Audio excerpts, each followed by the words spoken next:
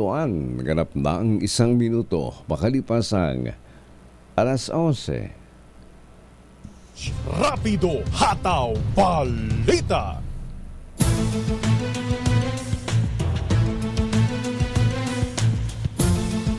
Narito ang pinakahuling balita hanggang sa mga oras na ito.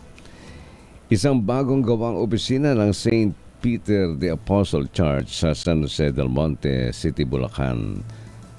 Isinasagawa ang misa ng maaksidente sa simbahan kahapon. Matatanda ang bumigay ang sahig ng ikalawang palapag ng simbahan o mezzanine sa gitna ng misa kahapon ng Ash Wednesday. Ngayong araw, pinangunahan ni Father Devino Kayanan, parochial vicar ng simbahan ng misa kanina umaga pero wala ng misa ngayong hapon o mamayang gabi. Sa report ni Gina Aizon, head ng City Disaster Risk Reduction and Management Office, isang naitalang patay habang 55 katao ang sugatan sa nasabing aksidente.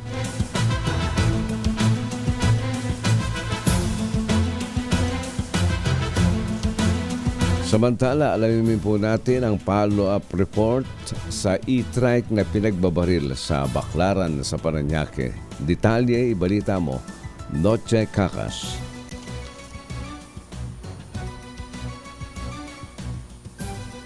Go ahead, Noche.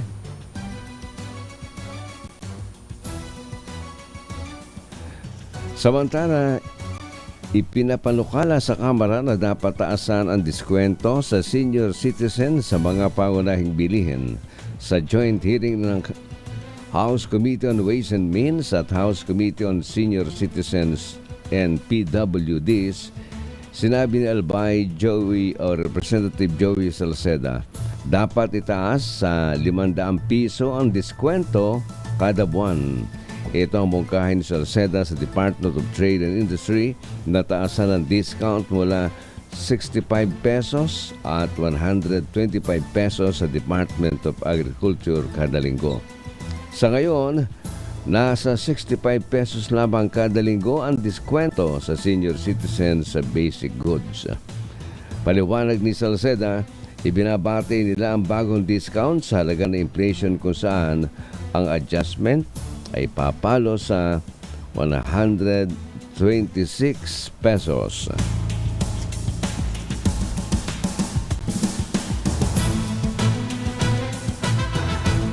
Mula sa DZRH News Center, ako naman, Andy Verde. Patuloy sa pagbabalita, patuloy sa serbisyo, sama-sama tayo, Pilipino.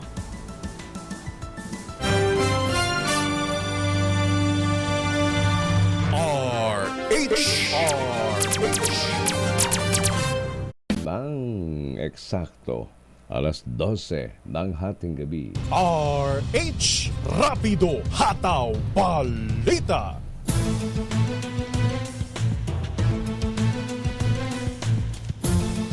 Narito ang pinakahuling balita hanggang sa mga oras na ito. Bagyang tumaas ang average life expectancy sa Pilipinas ngayong 2024. Ayon sa United Nations, ang average life expectancy ngayon sa bansa ay 71.79 years. Mataas ng kaunti kumpara sa 71.41 years noong 2021. Mas mataas naman ang average life expectancy sa Hong Kong at Japan, 85 years.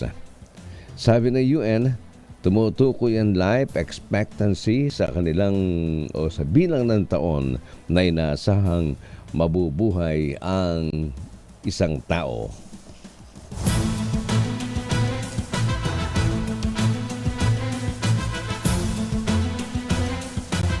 Samantala, BIR District Office 52 sa Parañaque naglunsad ng citywide info drive tungkol sa pagbabayad ng buwis. Detalye, ibalita mo RH27. Noche Cacas. Andi, kaliwat kanang pamimigay ng flyer sa mga kawani ng Bureau of Internal Revenue District Office sa 52 sa lungsod ng Parañaque.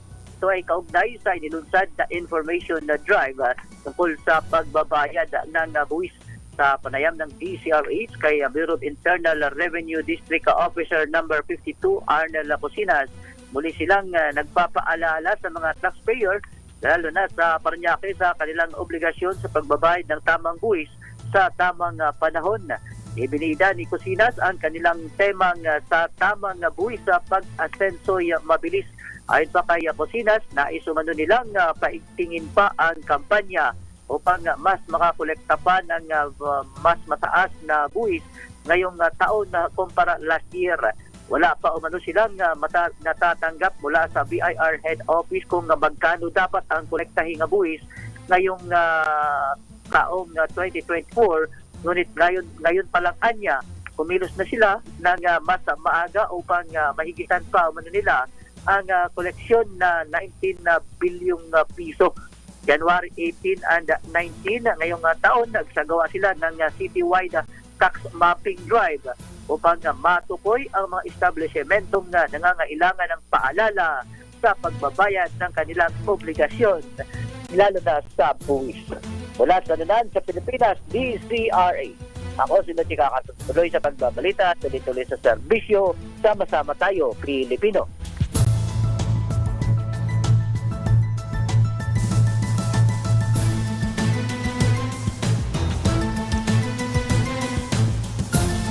Samantala, nahack ang X o Twitter account ng Philippine Coast Guard. Sa isang pahayag, sinabi ng PCG na nakompromiso ang kanilang official X account ngayong araw o kahapon. Agad na nakipag-ugnayan ng Coast Guard, Public Affairs Services sa X support team at inireport ang insidente. Matapos ng isang oras, nabawi na rin ang Philippine Coast Guard ang kanilang account mula sa mga hacker.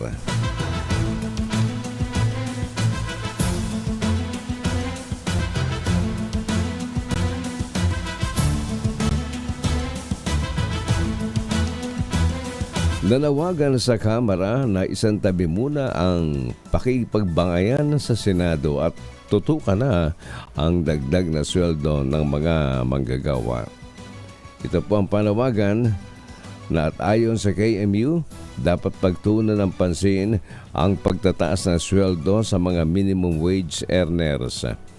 Marapat lamang aniya na madagdagan ang sahod ng mga manggagawa dahil taon-taon umano lumalaki ang inaambag nilang yaman sa bayan. Samantala, lusot na sa second reading ng Senado ang Senate Bill number 2534 na naglalayong dagdagan ng 100 pesos ang daily minimum wage ng mga manggagawa sa pribadong sektor sa buong bansa.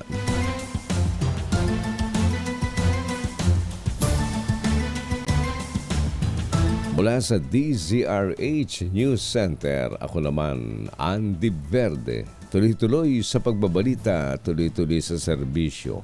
Sama-sama tayo, Pilipino.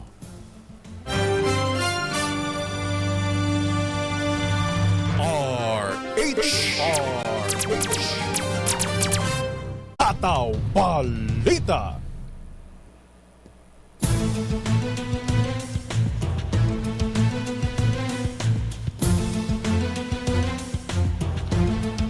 Narito ang pinakahuling balita hanggang sa mga oras na ito. Ipinapanukala sa Kamara na dapat taasan ang diskwento sa senior citizens sa mga pangunahing bilihin sa joint hearing ng House Committee on Ways and Means at House Committee on Senior Citizens and PWDs. Sinabi ni Albay Representative Joey Salceda na dapat itaas sa 500 pesos ang diskwento kada buwan. Ito ang mungkahi ni Salceda sa Department of Trade and Industry na taasan ng discount mula sa 65 pesos at 125 pesos sa Department of Agriculture kada linggo. Sa ngayon, nasa 65 pesos lang kada linggo ang diskwento sa senior citizen sa basic goods.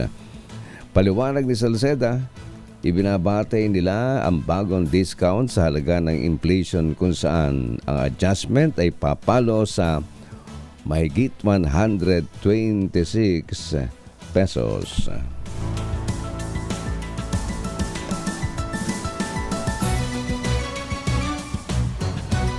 Hinimok ni Pangulong Ferdinand Marcos Jr.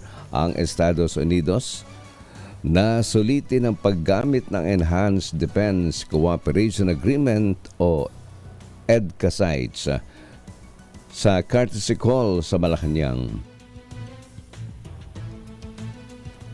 Ni U.S. Ambassador to the Philippines Mary Kay Carlson, sinabi ni Pangulong Marcos na napapakinabangan ng EDCA site para sa disaster relief at response.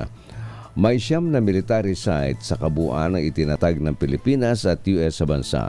Matatagpuan naman ito sa Port Magsaysay sa Nueva Ecija, Antonio Bautista Air Base sa Palawan, Base Air Base sa Pampanga, Lumbia Airport sa Cagayan de Oro at Benito Ebuen Air Base sa Mactan, Cebu. Tinukoy naman na bagong EDCA sites sa Naval Base Camilo Ocias sa Santa Ana, Cagayan, Lalo Airport sa Lalo, Cagayan, Camp Melchor de la Cruz sa Gamu, Isabela at Balabac Island sa Palawan.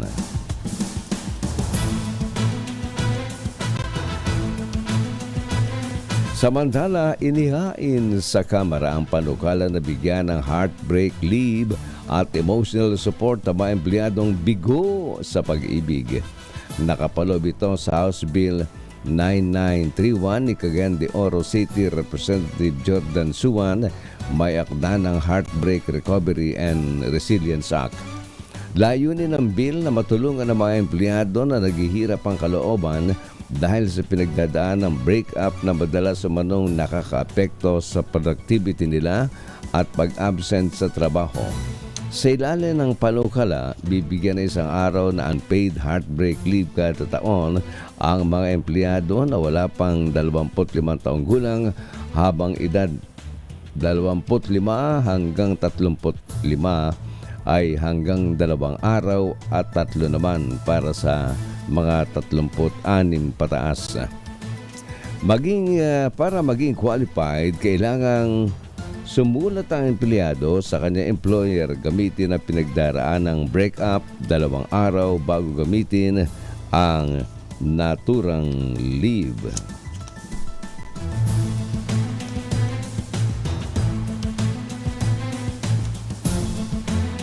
Nakatanggap din ng email na bomb threat ang SSS sa Lucena City at mga paaralan sa Paete, Laguna. Kasama sa mga binulabog ng pananakot gamit ang bomba noong Martes ang opisina ng SSS Lucena. Agad naman nagpadala ng K9 unit ang pulisya sa lugar para maghanap sa naturang bomba, ngunit negatibo naman ito. Samantalang naging sanhi ng pagsuspindi ng mga klase ang bomb threat sa Paete, Laguna sa high school. Matapos makatanggap din ng email ang isang opisyal ng paaralan alas 11 ng umaga.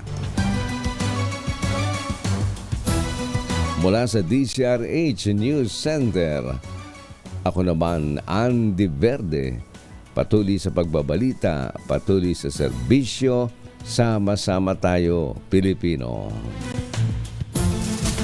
RH number 1.